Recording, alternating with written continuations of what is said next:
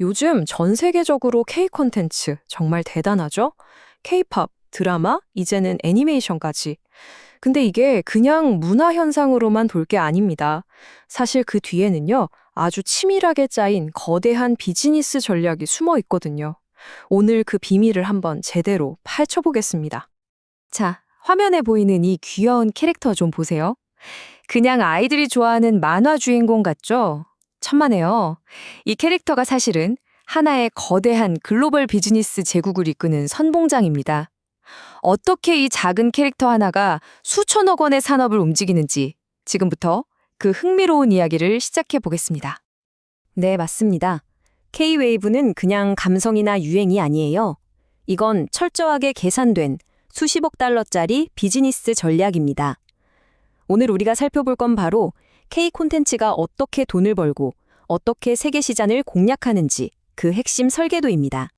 자, 그럼 첫 번째 파트부터 시작해 볼까요? 대체 이 한국에서 시작된 글로벌 창작 열풍, 그 스케일이 어느 정도인지 먼저 감을 좀 잡아보시죠. 스타디움을 꽉 채우는 K-팝 아이돌이나 전 세계 아이들의 마음을 훔친 K-애니메이션이나 겉모습은 달라도 노리는 건 딱 하나입니다. 바로 강력한 지식재산권, 즉 IP를 만드는 거죠. 이 IP라는 건 캐릭터나 음악처럼 눈에 보이지 않는 자산인데요. 이걸 세계적인 브랜드로 키워내는 게 이 게임의 최종 목표라고 할 수 있습니다. 좋습니다. 그럼 이제 한 걸음 뒤로 물러나서 이 기업들을 움직이는 더 큰 힘, 그러니까 시장 전체의 흐름을 한번 읽어보겠습니다. 유진투자증권 보고서에 이런 말이 나와요. 북미 시장에서의 최종 목표는 투어 규모 확대 및 개런티 상승이다. 와, 이거 정말 핵심을 찌르는 말 아닌가요? 결국 최종 보스는 어디다? 바로 세계에서 가장 돈이 되는 시장, 북미라는 겁니다. 이게 그냥 하는 말이 아니라는 걸 데이터가 보여줍니다. 자, 스트레이키즈의 북미 투어 성적표를 한번 보세요. 진짜 놀랍습니다. 불과 2년 만에 공연 횟수는 오히려 줄었는데 회당 평균 관객 수는 거의 3배가 뛰었어요. 이게 바로 북미 시장에서 말하는 진짜 성장의 증거입니다. 아니, 그래서 빌보드 차트 1위 하는 게 뭐 그리 대수냐고요? 그냥 기분 좋으려고 하는 걸까요? 절대 아니죠.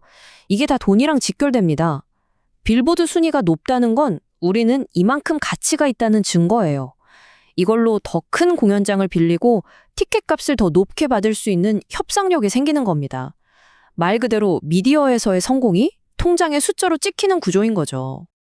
자, 그럼 이런 큰 그림을 현실에서 완벽하게 구현하고 있는 회사가 어딘지 궁금하시죠? 지금부터 한 회사를 집중적으로 파헤쳐 보겠습니다. 그 주인공은 바로 SAMG 엔터테인먼트입니다. 이 회사가 뭘 잘하냐면요. 바로 애니메이션 캐릭터, 즉 IP를 만들어서 이걸 전 세계적인 슈퍼 IP로 키워내는 데는 선수 중에 선수예요. 좋아요. 그럼 샘즈는 대체 어떤 비법을 쓰길래 캐릭터 하나로 세계를 무대로 삼는 걸까요? 그들만의 성공 전략을 한번 들여다보죠.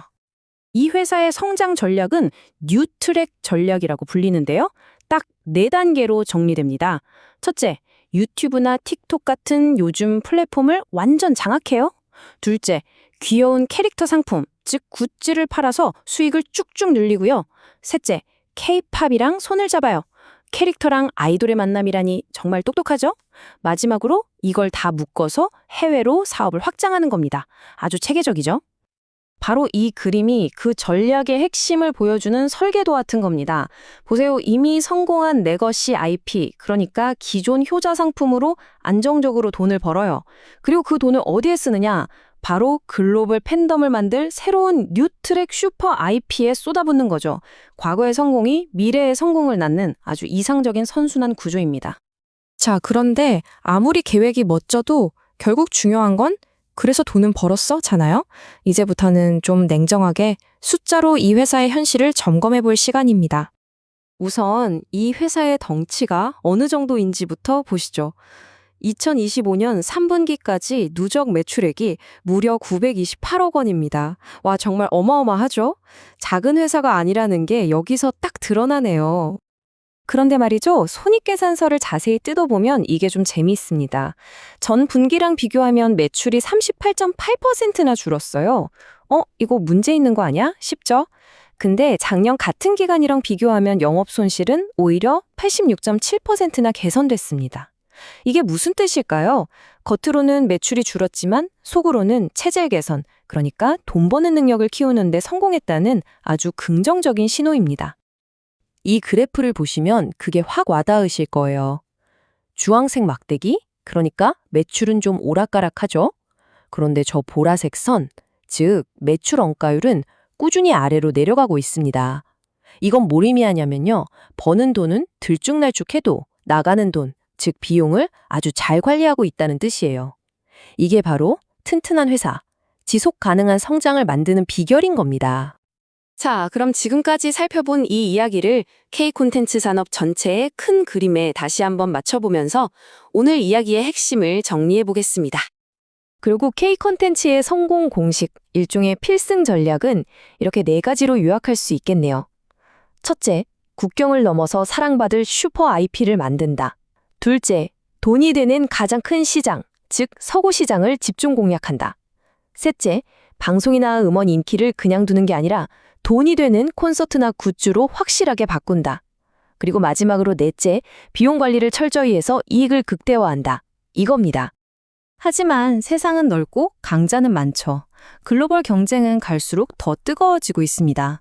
과연 이 슈퍼 IP라는 엔진을 단 K콘텐츠라는 로켓이 지금과 같은 엄청난 속도로 계속 날아오를 수 있을까요? 아마 이게 K콘텐츠의 미래를 가를 가장 중요한 질문이 아닐까 싶습니다.